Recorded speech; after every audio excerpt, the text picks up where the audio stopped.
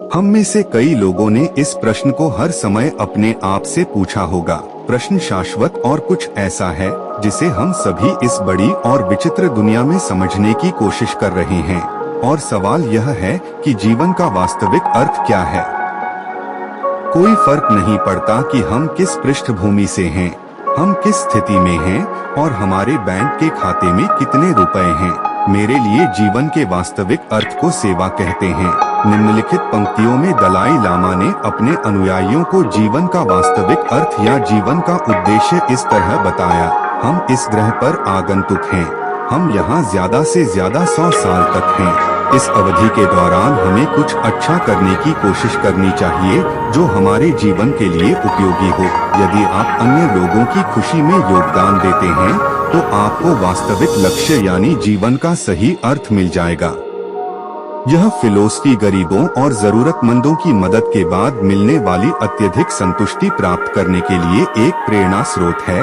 वह जीवन जिसे केवल स्वार्थी कारणों के लिए जिया जाए वह वास्तविक अर्थ में जीवन नहीं है। असली खुशी भगवान और मानवता की सेवा में पाई जाती है, बाकी सभी भ्रमपूर्ण हैं। हालांकि इतना सब कहते हुए मैं अभी भी यह कहना चाहूँगा कि अपने कर्म करना और अपनी भूमिकाओं और जिम्मेदारियों का अच्छी तरह से निर्वहन करना महत्वपूर्ण है। अच्छे पैसे कमाना, अच्छी सामाजिक दोस्ती बनाना है और भौतिकवादी इच्छाएं रखना अच्छा होता है, क्योंकि ये ऐसी चीजें हैं जो किसी व्यक्ति को कड़ी मेहनत करने और लक्ष्यों को प्राप्त करने के लिए प्रेरित करती हैं। यह सिर्फ इतना है कि आपको अपनी व्यक्तिगत इच्छाओं और परोपकार के कृत्यों के बीच संतुलन को कैसे बनाना चाहिए। बेशक आपको जरूरतमंद लोगों को अपना सब कुछ देने की जरूरत नहीं है, लेकिन कम से कम आपसे यह उम्मीद जरूर की जाती है कि हम दूसरों के प्रति सहानुभूति और करुणा की भावना विकसित करें।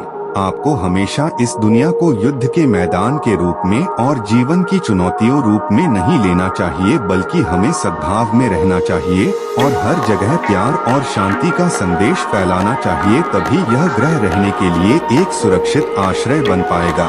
अगर इस समय तक आप अपने जीवन को समझने या जीवन का सच्चा अर्थ खोजने में सक्षम नहीं हैं, तो आप पीछे हट सकते हैं, सोच सकते हैं, ध्यान लगा सकते हैं और अपने भीतर झांक सकते हैं। इस अभ्यास को दोहराएं और आप निश्चित रूप से जीवन में शांति और सही दिशा पा सकेंगे।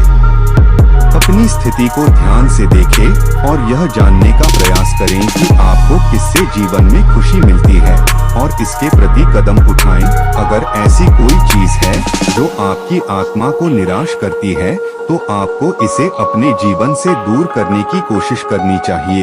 हम अपने जुनून की पहचान और इसके प्रति काम करना चाहिए, क्योंकि हम केवल एक बार जन्म लेते हैं। याद रखें कि नुकसान, असफलताओं और अकेलेपन से आपको दुख जरूर होगा, लेकिन अंत में आपको शांति का अनुभव होगा, क्योंकि ऐसा अक्सर कहा जाता है कि बारिश के बाद ही इंद्रधनुष निकलता है। हर बार असफल होने का मतलब यह नहीं है कि आप एक हारे हुए व्यक्ति हैं और वास्तव में कुछ भी हासिल नहीं कर सकते हैं। यह भी हो सकता है कि समय आपके पक्ष में नहीं है। तो अपने रास्ते में मिलने वाले हर मौके को हाथ से ना जाने दे और पछतावे के लिए मौके को जन्म ना लेने दे, तथा मेहनत करने में, पसीना बहाने में कोई कसर ना छोड़े। जीवन विविध विकल्पों के साथ एक कैलिडोस्कोपिक तस्वीर की तरह है। आप अपने सपनों का पीछा करते हुए हार माने बिना भी अपनी दुनिया की खोज कर सकते हैं।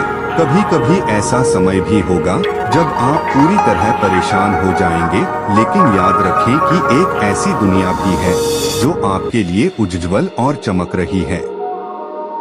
जिंदगी को हठ से जीना कोई विकल्प नहीं है और ना ही यह कभी होगा। कुछ लोग एक आकर्षक नौकरी को पाने के इच्छुक हैं, कुछ एक समृद्ध व्यवसाय के इच्छुक हैं, कुछ स्वस्थ जीवन के इच्छुक हैं और कई लोगों की सूची बहुत लंबी है। हम अपने परिवार को सबसे अच्छी सुविधाएं प्रदान करना चाहते हैं और ऐसे दोस्त बनाना चाहते हैं जो जीवन की हर मुसीबत के समय में हमारे साथ खड़े रहें। हम सभी धन दौलत चाहते हैं जो जीवन हमें प्रदान करता है, और यह इच्छा रखते हैं कि हमारी सभी समस्याएं आसानी से गायब हो जाएं, तो हर कोई एक आरामदायक जीवन की इच्छा रखता है जो विभिन्न स्तरों पर हो सकता है।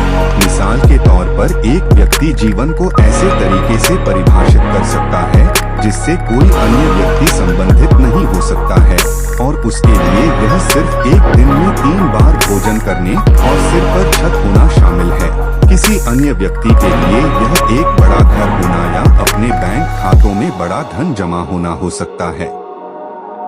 लेकिन वर्तमान समय में प्राथमिकताएं बदल रही हैं और इसलिए लोगों की आवश्यकताएं भी बदल रही हैं। उच्च वेतन वाली नौकरियों और भौतिकवादी इच्छाओं के बढ़ने के साथ तनाव का स्तर भी बढ़ रहा है। इसलिए तनाव के बढ़ते स्तर के साथ लोगों को गंभीर चिकित्सा स्थितियों का सामना करना पड़ रहा है और वे उन चुनौतियों का सामना करने में असमर्थ हैं जो जीवन में उनके सामने आती हैं, जिसके परिणामस्वरूप आत्महत्या दर और प्रारंभिक मौत के मामलों में वृद्धि हो रही है। तो एक तनाव मुक्त जीवन होना सबकी मनोकामना है, यह मूल मानव इच्छा है। अगर किसी को लगातार संघर्ष और प्रतिरोध दिखाने के लिए मजबूर होना पड़ता है तो इसके परिणामस्वरूप उनकी आत्माएं विकलांग हो जाती है और ऐसे लोग जीवन से अलग हो जाते हैं। उनकी ऊर्जा खत्म हो जाती है और ऐसा लगता है कि जैसे वे लगातार मैराथन में दौड़ रहे हैं।